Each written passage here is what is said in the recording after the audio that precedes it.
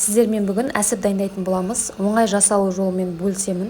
Видеоны соңына дейін қарап, менімен бірге болыңыздар. Алдыда наурыз мейрамы келе жатыр. Қазақтың ұлттық тағамы наурызда жасаңыздар. Қойдың немесе жылқының осындай ішегі қажет болады. Менде ұзын ішек болғандықтан екіге бөліп алдым. Бірдей қылып және тартылған ет қажет болады, және өкпе қажет болады бізге. Өкпені біз тамаққа қоссақ желінбей қалады, сондықтан да осылай әсіптің ішіне қосып жіберсеңіздер дәмі білінбейді. Және бізге осындай бауыр қажет болады, жүрек қажет болады. Және қалауыңыз бойынша 3 дана чеснок қажет болады. Күрішті жартылай суға пісіріп аламыз. Піспеген күрішті салатын болсаңыздар, біздің күрішіміз ішекті жарып жіберетін болады піскен кезде. Ең алдымен біз бауырдың сыртындағы осындай пленкасын алып тастау қажетпіз. Өкпені, бауырды, жүректі барлығын қазір ет тартқыштан өткізіп аламыз. Ол үшін осындай қылып ыңғайлы етіп барлығын турап аламыз.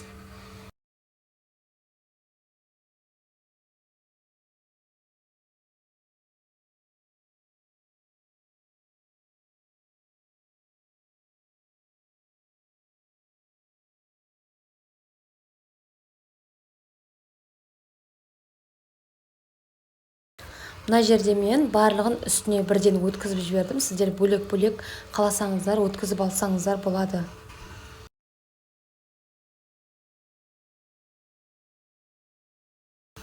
Өткізіп алған өкпе, бауыр, жүректің үстіне енді тартылған етімізді саламыз. Үстіне бір кесе жартылай піскен күрішімізді саламыз.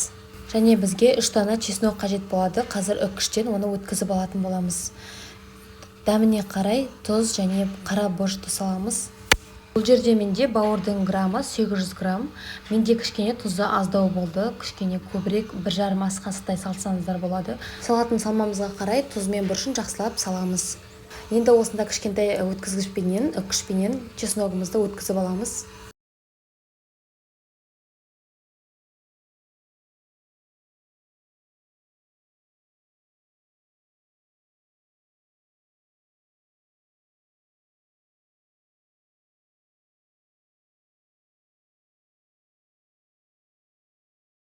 Осы жерде бірге өкпені де қосу керек еді.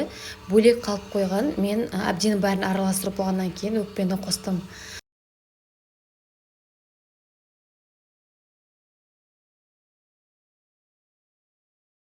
Ішекті біз тұзды суға жақсылап иісін кетіріп, ішін сыртын айналдырып жуып алдық.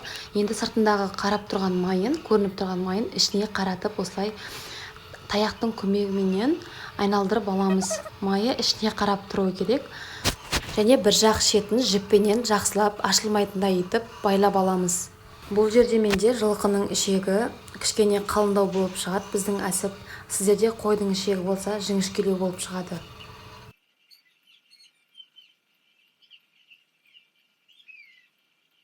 Салмамызды саламыз. Баклажканың басын осылай кесіп алдым. Тез салынады, әрі ыңғайлы.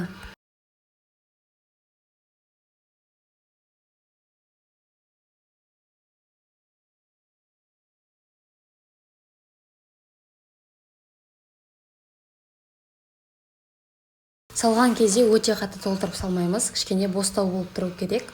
Енді барлығын салғаннан кейін осындай жіппенен, жіңішке жіппен байлаймыз, ашылмайтындай етіп.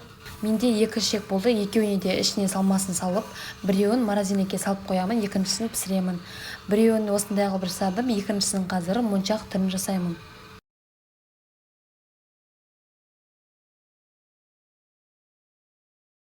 Екінші ішекке де салдым осылай.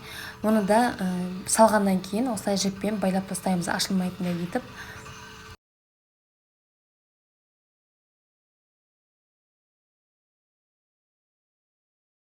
Моншақ әсіпті жасау үшін осылай бірінші барлығын жақсылап босатып аламыз. Жіпті 4-5 бөлікке алдын ала дайындап аламыз. Осылай барлығын босатып аламыз. Тығыз болмауы керек.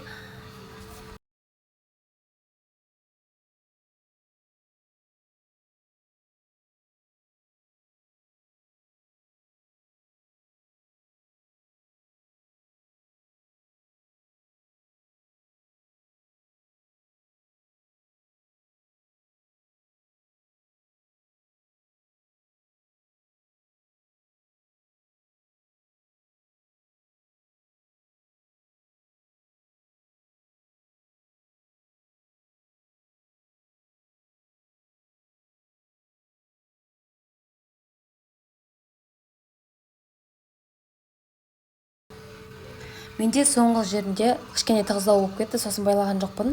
Артық жіптерін бәрін кесіп аламыз.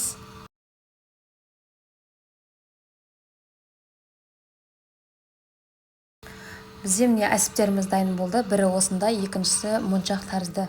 Мен үлкенін морозилькіге қатырып қоямын, моншақ түрін пісіріп аламын.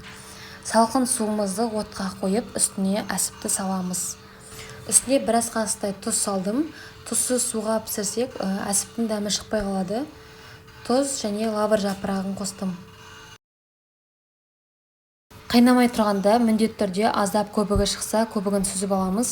Зубочисткаменен әсіпті әрбір жерден тесіп аламыз, жарылып кетпес үшін. Қайнамай тұрып, әсіпті зубочисткаменен кесіп шығамыз, жарылып кетпес үшін. Қайнап кетейін жатқан кезде тесек, ішіндегі сулар атылады. Қайнамастан бұрын бір домалақтың өзін 3-4 жерден тесіп шығамыз.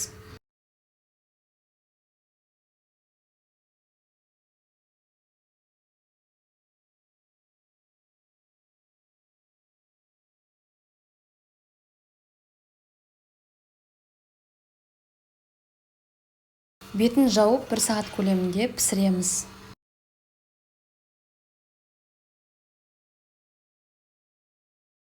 1 сағат уақыт өтті. Бізде піскеннен кейін бөлек ыдысқа түсіріп аламыз. Ысылай жесеңіздер өте дәмді болып шығады. Бешбармақпен немесе шаймен жесеңіздер өте дәмді.